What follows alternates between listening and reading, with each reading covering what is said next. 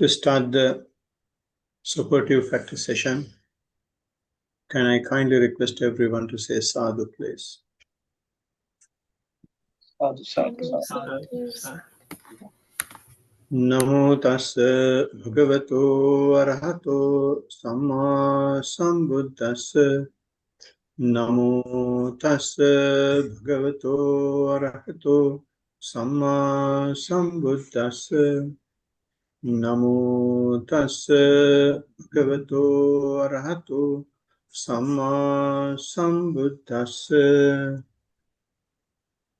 Panchahi bhikkhave dhammehi samannagato bhikkhu attahitaya cha patipanno hoti parahitaya cha katamehi panchahi ida bhikkhave bhikkhu attanacha sila sampanno hoti parancha sila sampadaya samadapeti attanacha samadhi sampanno hoti parancha samadhi sampadaya samadapeti attanacha panya sampanno hoti parancha panya sampadaya samadapeti attanacha vimutti sampanno hoti parancha vimutti sampadaya samadapeti attanacha vimutti jnana dassana sampanno hoti parancha vimutti jnana dassana sampadaya samadapeti.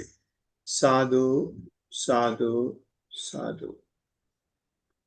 Dear friends in the Dhamma, for those who have been with us every Tuesday for some time, and they are very familiar with this stanza that I just recited, because we have been using this particular verse in the discourse Attahita, Parahita, Patipanna discourse. In other words, welfare of the self and welfare of the others. So in this particular stanza, if I give you the direct translation of it, the Blessed One says, because possessing 5 qualities, a bhikkhu is practicing both for his own welfare and for the welfare of others. What 5? Here, a bhikkhu is himself accomplished in virtuous behavior and encourages others to become accomplished in virtuous behavior. He is himself accomplished in concentration and encourages others to become accomplished in concentration. He is himself accomplished in wisdom and encourages others to become accomplished in wisdom. He is himself accomplished in liberation and encourages others to become accomplished in liberation. He himself is accomplished in knowledge and vision of liberation and encourages others to become accomplished in the knowledge and vision of liberation. Possessing these 5 qualities, bhikkhu is practicing both for his own welfare and for the welfare of others. So, this for the same reason, it says Attahita, Parahita discourse. So, today, 9th of September, another Tuesday, after our mindful walking and mindful sitting, we have taken the same stanza. And we have discussed this discourse for quite some time. So if I give you a brief summary of what we have discussed, in other words, we have, the Blessed One is saying there are 5 factors that will help others and help the self. And of those 5 factors, we have already discussed the first 2. The first 4. We have discussed virtue in detail, concentration in detail, wisdom in detail, and the liberation in detail. And today we have got to embark on knowledge and vision of liberation. So before getting there, I just would like to say a few words about what we have discussed so far. So in virtuous behavior, when someone is accomplishing virtuous behavior in the practice of the Buddha, in the teaching of the Buddha, it is imperative you do that, not because the monk is reciting it for you, not because you are afraid of a god or any other celestial being that will be watching you, and not because you are afraid of your parents or afraid of the police or afraid of the government. You do it merely because your mind is encouraging you to do so, and you know if you become a virtuous person, you will be able to keep your physical and verbal activities restrained. And that motivation, that drive is coming from your mind by on your own. So if that comes on your own, then you will become a virtuous person. And the question is, everyone is not motivated to do it on your own. So in that case, the Blessed One's teaching is paving a path for it. And we have taken the discourse of mindfulness and clear comprehension discourse, and it very clearly says it is not necessary for you to become mindful.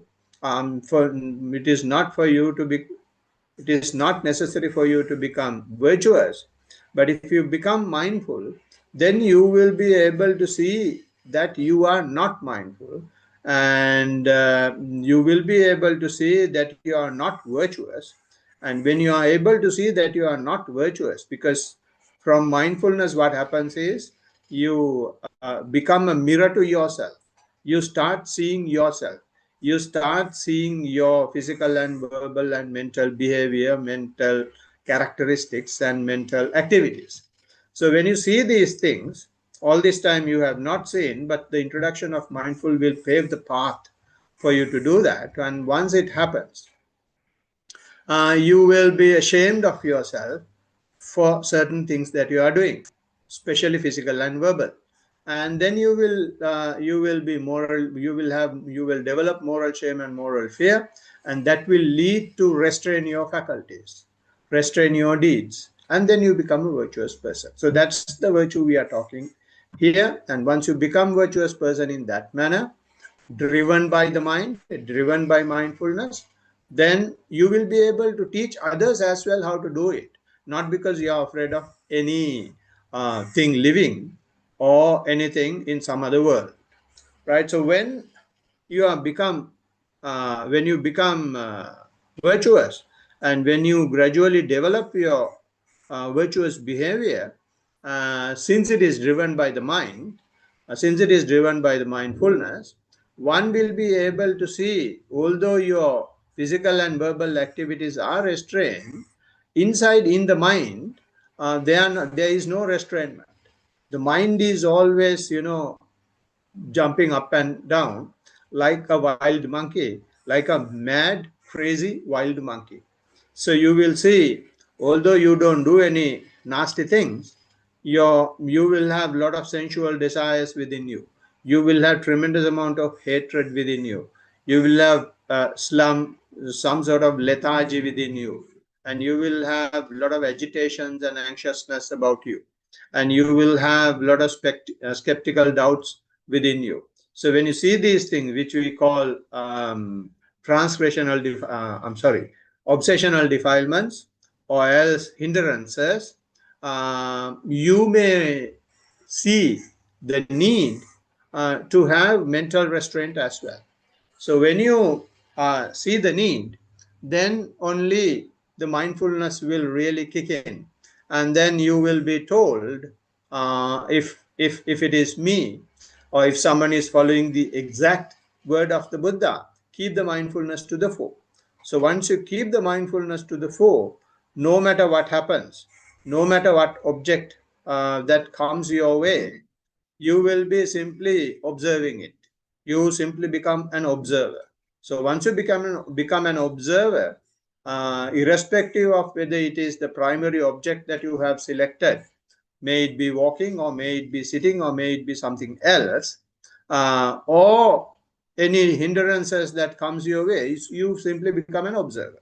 So when you become an observer, what happens is you will not be fighting, you will not be reacting to the things that are away from the primary object. You will not have a tremendous love towards the primary object. So you have a technique for yourself to settle down. right? So mental agitations, mental anxiousness, or worrying about the past will be gradually subsiding. So once it subsides, then you will naturally get concentrated, irrespective of whether you have the primary object or not. So we have discussed these things in detail. So once you become concentrated in that manner, you will be able to teach others as well how to do it. So this concentration, and once you practice over some time, and what happens is your mindfulness will continue, where the continuation of mindfulness or the perpetuation of mindfulness, when in your formal practice or in your day-to-day activities, will give you an opportunity to be more close, to be more um, involved with the physical process, with your body. So when that happens, you may start seeing nitty-gritty, or the things that you have not observed, things that you have not experienced in the past, so far as your physical process is concerned, and as well sometimes so far as your mental process is concerned. So when wisdom appears in this manner, the wisdom is, it says in the discourses, wisdom is beyond knowing, penetration, and observation of the details of the object. So when we become mindful, we ask the practitioners to get as much details as possible of the object. So when you keep on getting more details of the object, you will see how the in-breath is happening, how the out-breath is happening. And when you get more closer, you will be able to see more details of how it is happening. And initially you will say a gross, hard breath is going in, and a similar sort of a thing is coming out. But when you get more and more closer, you can see it becomes subtle, and you may be observing that there is no column of air going in, or no column of air coming out. You may be observing that some air particles, that some air bubbles are just going around your nostril, and when you observe, naturally they go in and naturally they go out. So when you keep on observing such gross natures, you will be able to see through knowing, through penetration, and through observation. You will go beyond this nature, and this is how you take, this is how you penetrate, this is how you take details. But in wisdom you go beyond that, and it leads to the path of the Buddha by understanding impermanence and non-self and suffering. So in other words, when you start seeing this air particles going in, and you will not be panicking, thinking that you don't breathe, right? Of course, when the amount of air that is going to the body is getting reduced, the body also will be bit abnormal. You may feel it differently, because the body has been used to some quantum of, some amount of air always coming in and go in and going out. But when it is not happening, only very small amount of, very subtle amount of breath is going in and out, the cells in your body may be bit working faster, and you may be observing that. So when you observe that, again, what you do is keep the mindfulness to the fore. Let anything happen in your body and you keep observing, and as a result you may start observing the impermanence nature, the changing nature. Sometimes you may see this subtle breath happening, and then you may see this vibrations and some panic nature in the body, and then after some time you again see that it becomes normal.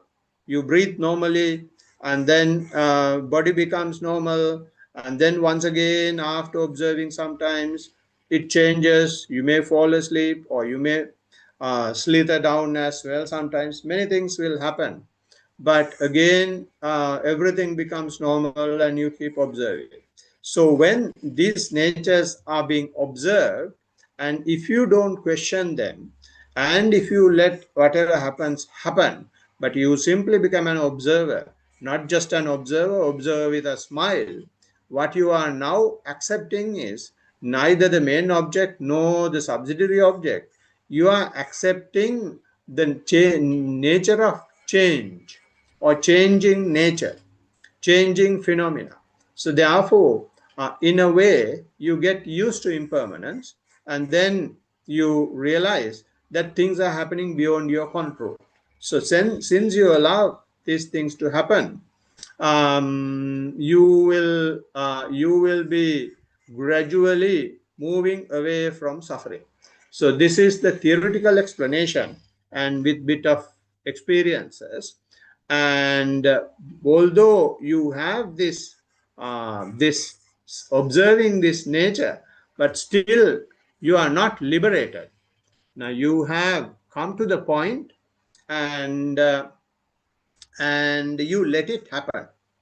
So you don't poke your fingers. You don't try to see whether things are happening as per the discourses.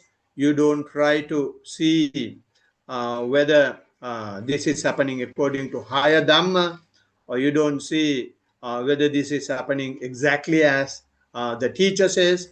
You don't try to apply anything. You simply become a direct an independent, voluntary observer. As a result, your acceptance of changing nature, your acceptance of non-self, impersonality, will improve. As a result, gradually, you are coming out of suffering. So when that happens, then the culmination of that will take you to the liberation. So that is the fourth thing that we discussed and that we concluded after many sessions last time. So when we were discussing liberation, we discussed about the 7 factors for liberation. So when your practice improves, develops to the extent of seeing impermanence and non-self and suffering, moving away from suffering, then it is not just mindfulness. You have developed mindfulness to an extent that you have gained the main ingredient that is necessary to become liberated. So that main ingredient that is necessary to become liberated are the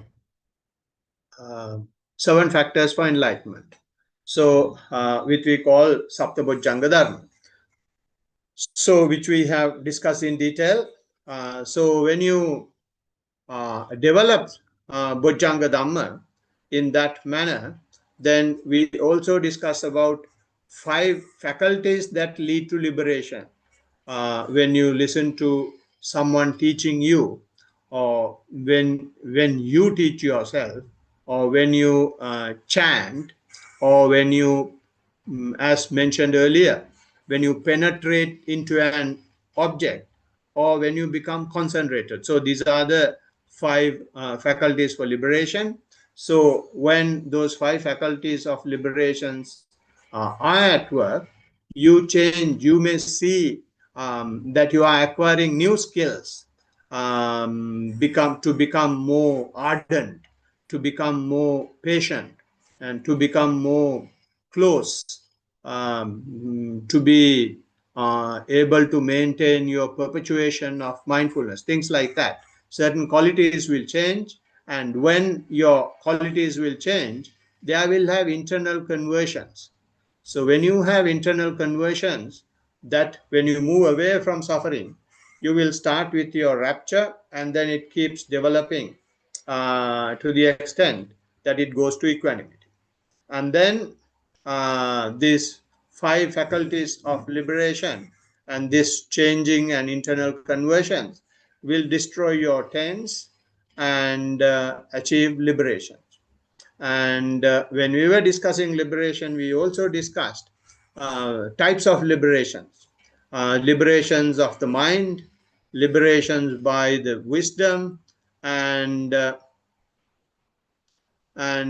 so on and so forth. And also dual liberation, or the liberation in both the respects.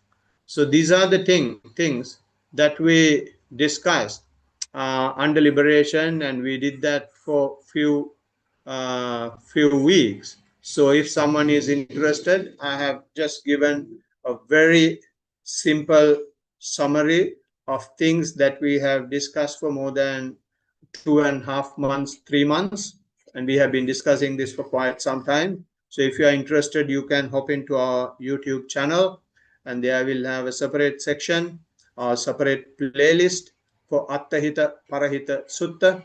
There will have one in Sinhala and one in English as well, which we are continuing now. So in the English one, you have all the talks that we have discussed so far. So now with that, we have come to today's topic, which is Vimutti Jnana Dassana. In other words, knowledge and vision of the liberation. And this topic is very important so far as our teaching is concerned. So the Buddha's teaching is the only teaching where they talk about liberation with its vision and the knowledge. And all other liberations, you can't liberate yourself. Somebody will have to come and liberate you. So there are a lot of people praying and doing all sorts of things until such time someone else comes from the sky and carry you to liberation. But whereas Buddha's teaching is very clearly from day one, it is something that you can, if you do it now, to some extent, you can experience it right now, right here. And similarly, when you keep on practicing, and once you are liberated, that right now, right here experience will come. So therefore, that is how it becomes your own thing. That is how the liberation becomes a first-hand experience. It is not just because they are in the scriptures, or they are in the canon, or they are in your holy book. Your holy book is your own physical process. Your holy book is your own body. This is what the Blessed One said to Rohitasa. Rohitasa, don't travel in the universe. Traveling in the universe, you will never find a place where there is no suffering. Your universe is your own body, and observe that, inspect that, penetrate that, observe that. Then you will go through the universe, whether you like it or not. And because there are so many things happening within our physical process, which we have never seen, because we are always looking outside. So long as we look outside, we become blind to ourselves. So therefore, Buddha has turned the torch inward instead of outward, and take us to a situation where we are liberated, and you have its vision and its knowledge as well. So therefore, what I want to say is, this is a teaching which is not a myth. This is a teaching which is not based on angels and kings and queens. These are not based on deities. These are based on your own practice. So therefore, this practice is not something that you can do just by listening and talking. I mean, of course, even Buddha says the liberation may come when you listen to a talk, and or even when you give a talk. That might happen. That happens not because not because he has been listening or he has been giving a talk, because he has been practicing for quite some time. But the things will align when he is listening to a talk, or when he is delivering a talk, or when he is chanting. So, but some people have misunderstood this, and they say, "Oh, simply by listening we can become, we can liberate ourselves." No, it is possible only if you have practiced, or only if you are practicing. Then only you will align the whatever the teaching that you hear with your physicality, with your mentality, and through that you will be able to open the gate of the liberation. So therefore, it is not just talk, but lot of work involved. So important thing is, in order for you to liberate, not just having the physical experience, or not just having the vision and the knowledge, it is very important that you don't identify yourself with those experiences. It is very important that you don't get involved with them, because what I'm saying is, even before Buddha, there were people who were meditating.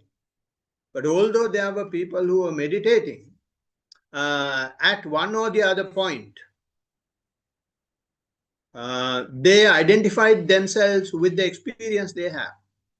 So therefore, Alara Kalama identified himself with the experience he had at the 7th absorption level. And Uddaka Ramaputra identified himself with the experience he had at the 8th absorption level. And in Brahmajala Sutta, there are 62 such instances where people practice so ardently, so diligently, but still get hooked up with one or the other experience that they get. So therefore, for liberation, it is very important that you don't identify yourself with it when you have the vision and experience. So the technique, the tool that you will not identify yourself with it is only keeping to the mindfulness to the fore. So therefore, the teaching of the Buddha is to keep the mindfulness to the fore.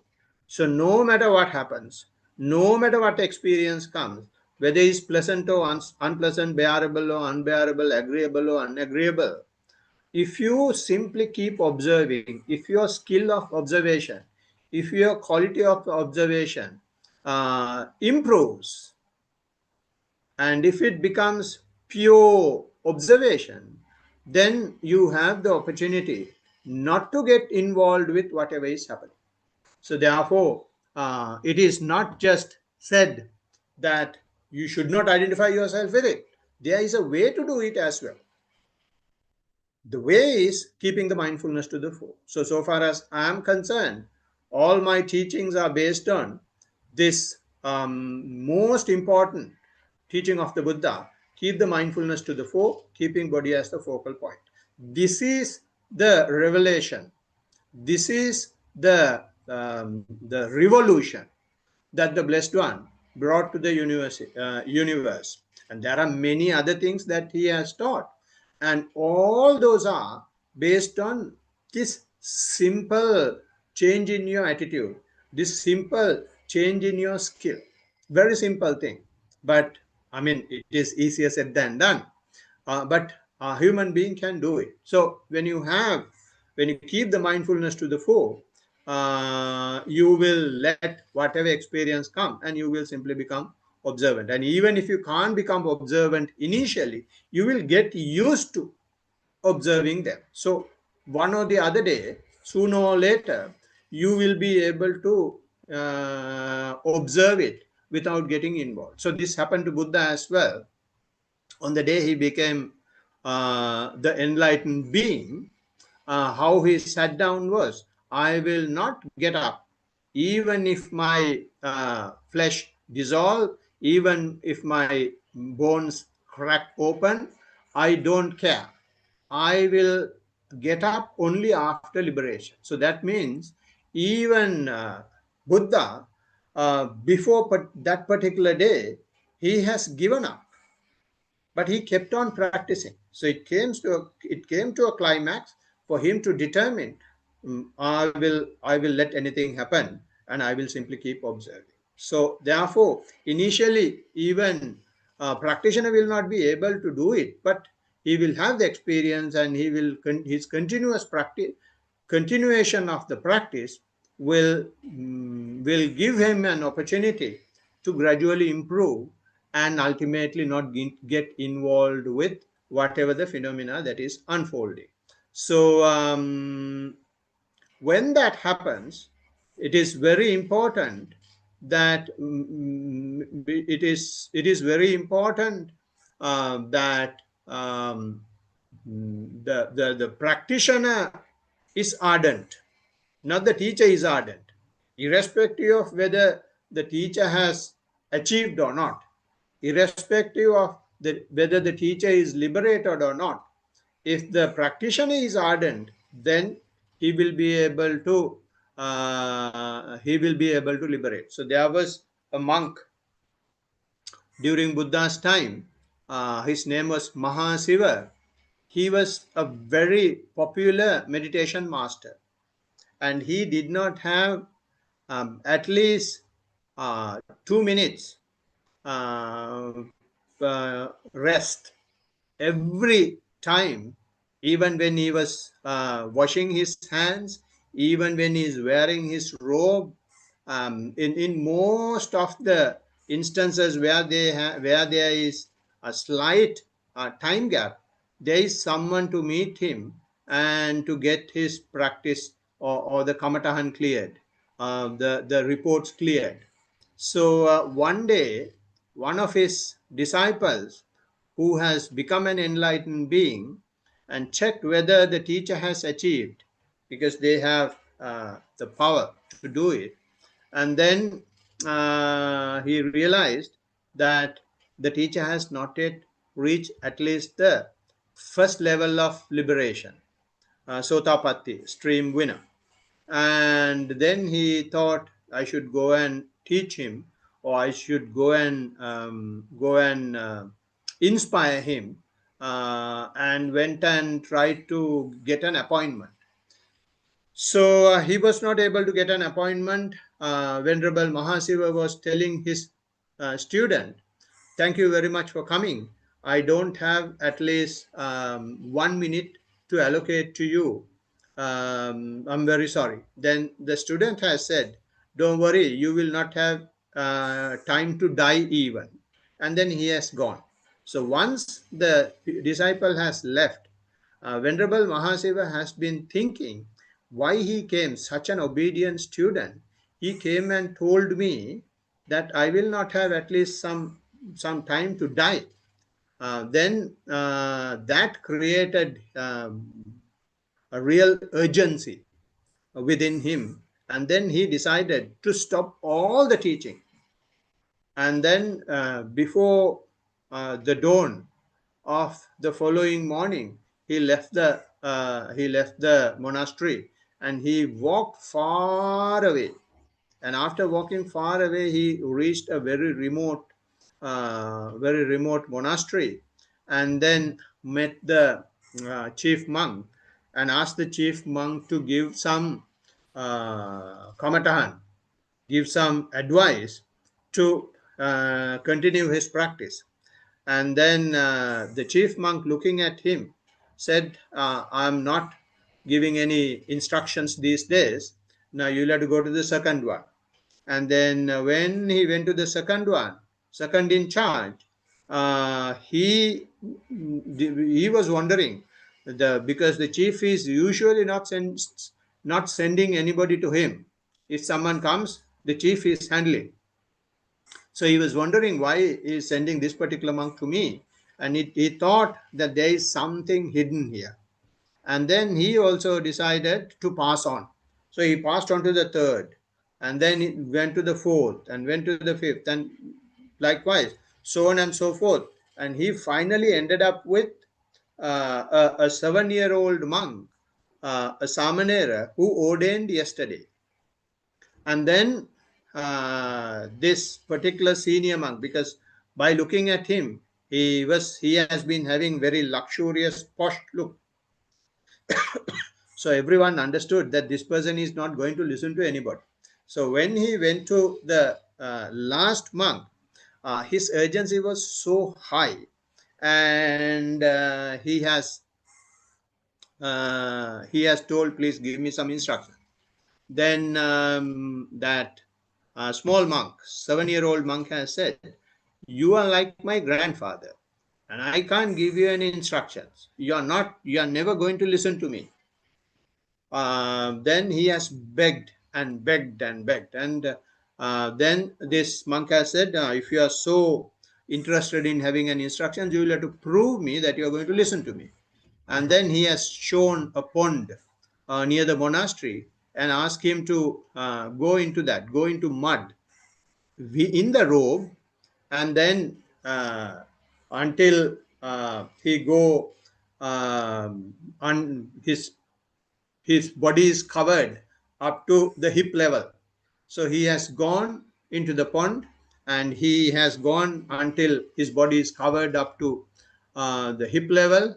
And then this Samanera has called him and given instructions, just assuming that there is a anthill which has 7 doors, 6 doors, and 5 are closed, and one is open, and from that someone is trying to catch a iguana, will smoke from that particular hole. And when you put smoke from the particular hole, since the iguana is unable to be inside, iguana will come and then you catch it.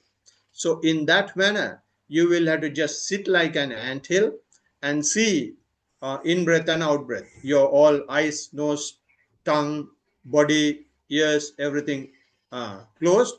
You will simply have your attention to the body, and in breath, out breath, in breath, out breath. So in that manner, he has given instructions, and he has, after some time, attained arahantship. So what I want to say here is, although the story was long, it is not necessary for the teacher to have achieved a particular stage, but the practitioner is ardent with the instruction, you will be able to liberate. So therefore, this liberate, not just the liberation, knowledge and vision of liberation is important. So all this time I have been talking about the particular characteristic that the Buddhism is having, rather than saying Buddhism, that the Buddhist teaching is having.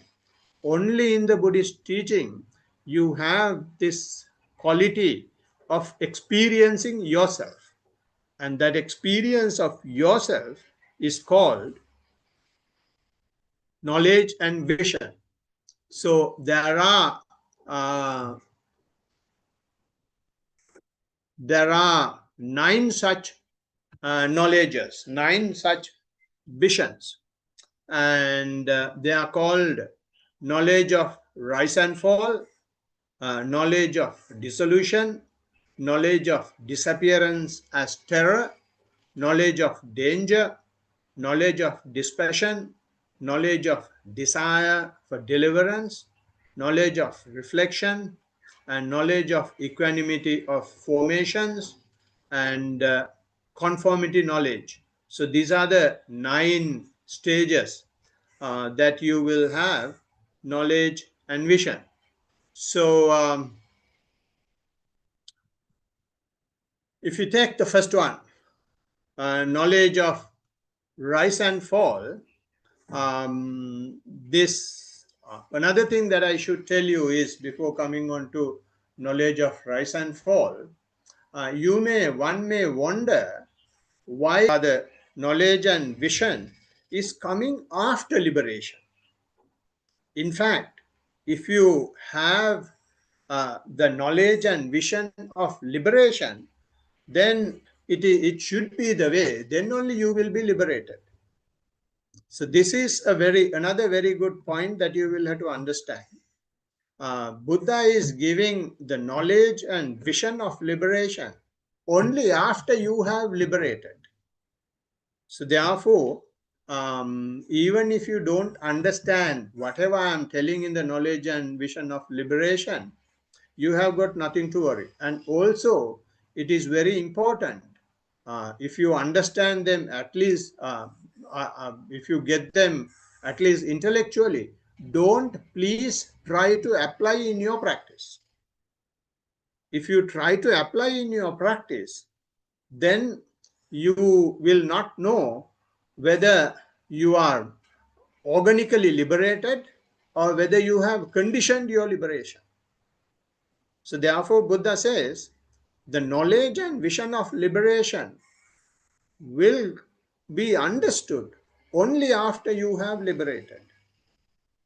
So this is something that Buddha has very clearly shown in his teaching to the 5 ascetics. He said, I have realized the 4 noble truths. The 4 noble truths are suffering, the cause of suffering, eradication of suffering, and path to eradicate suffering. So path to eradicate suffering will be known, will be understood only after the suffering has been eradicated. So this is the noble quest. In all other teaching, maybe our teachings in the schools and the universities and in all these higher educational institutions, they first teach the path. And then you will have to do whatever that path has told you. But so far as Buddha's teaching is concerned, so far as eradication of suffering is concerned, it is not so. You will know the path only once you have really come out of the suffering. So for the same reason, when you are after you have liberated, only you will know. And even that you will know when you listen to a talk, when you clear your experiences, and even if the teacher tells, you may not understand in the first instance itself. After some time, when your practice, when your liberation itself matures, and then you will gradually start understanding. So therefore, it is don't think that anyone has done this in a wrong sequence. No, this is the precise sequence. This is exactly what happened to Buddha as well. You know, after becoming an enlightened being, he spent 7 weeks. He spent 7 weeks practicing. What he just tried was to see what happened in that particular night. And he checked whether he is able to go to that state over and over again, whether it is something testable, whether it is something repeatable. So if it is something testable, if it is something repeatable in different times, in different locations, in different people, then it is scientific. So therefore, after being a fully enlightened being, he repeated the process and gradually understood. And these are the things that are happening. These are the things that are happening. These are the things that are happening. When you practice, when you get some experiences, there will not have a signpost saying, okay, you are coming to this stage, you are coming to this stage, you are coming to second jhana, you are coming to fourth jhana, you are seeing rise and fall, you are seeing the knowledge of reflection. Those things are not there. Only thing you happen is something is happening, you simply observe it. And then when you keep on observing, it will come to a point. It will come to the tipping point. Once it comes to the tipping point, you will not wait. You will just let it go. It is like, you know, when you are, when a volcanic mountain is there and you know the mountain is smoking, but we do not know how dangerous the explosion will be. So when it is smoking, you just let smoke. Don't try to do anything, and it will explode in whatever the possible way that it has to happen. or when you pull a rubber band. So when you keep pulling the rubber band, when you keep pulling the rubber band, there will a tremendous pressure coming onto the rubber band, and after pulling to the maximum possible, and there is a point after which it loses the nature of rubber, and it breaks. So once it breaks, that nature of rubber is gone. And that is exactly what is happening when you are practicing, when you get knowledge and vision.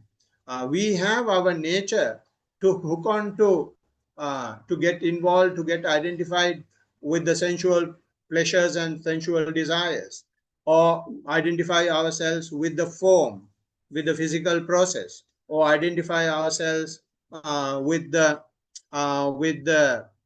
non-form or immaterial states. And all these things are clingings. All these things are gravitational forces. So when you keep on practicing like the rubber, these forces will give you tremendous pressure.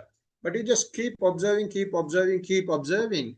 It will come to a point, no longer those forces will be able to pull you down, and you will go beyond the tipping point. You will go breaking the rubber of gravitation, or you will go breaking the gravitational force. So therefore, there is no scientific force that will be able to stop you. You have the skill, the humanity has the skill to go beyond those things. So therefore, I just want to remind you not to misunderstand, not to misjudge that someone has gone wrong somewhere by giving the knowledge and vision last, or knowledge and vision after liberation. You will know that these are signs of liberation only once you have liberated. So therefore, it's very important to keep that in mind. So I just thought of starting the knowledge of rise and fall, but I think since it is something which is quite important, it would be a good idea to discuss this fresh in the next session. So keeping that for the next session. So what I want to remind you is, so this is a path, this is a technique, this is a teaching that will give you first-hand information.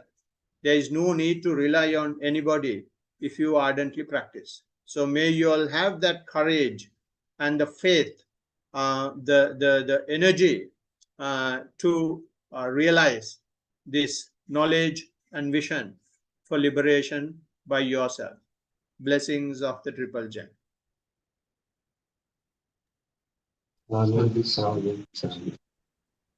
Okay. We have practiced for 1.5 hours and then listen to a talk on the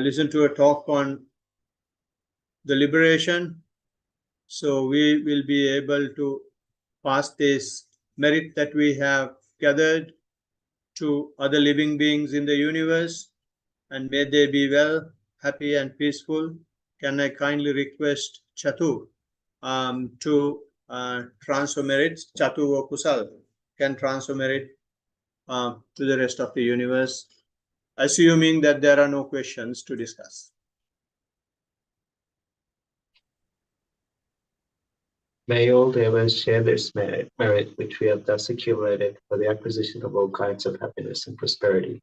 May all other beings share this merit which we have thus accumulated for the acquisition of all kinds of happiness and prosperities. May all the beings share this merit which we have thus accumulated for the acquisition of all kinds of happiness and prosperity.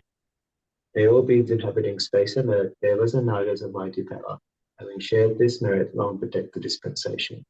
May all beings inhabiting space and earth, devas and nagas of mighty power, having shared this merit, long protect me and others.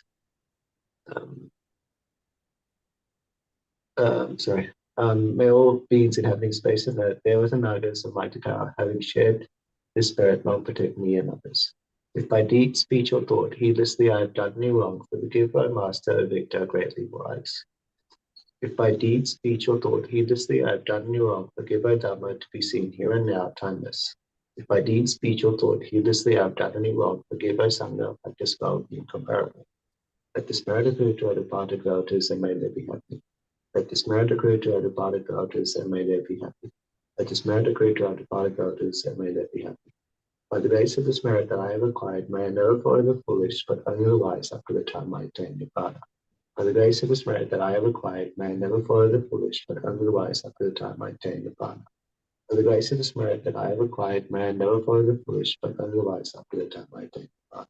Sadhu, sadhu, sadhu. Sadhu, sadhu, sadhu. Thank you everybody for joining. See you on next Tuesday. Blessings. Everyone Saranai.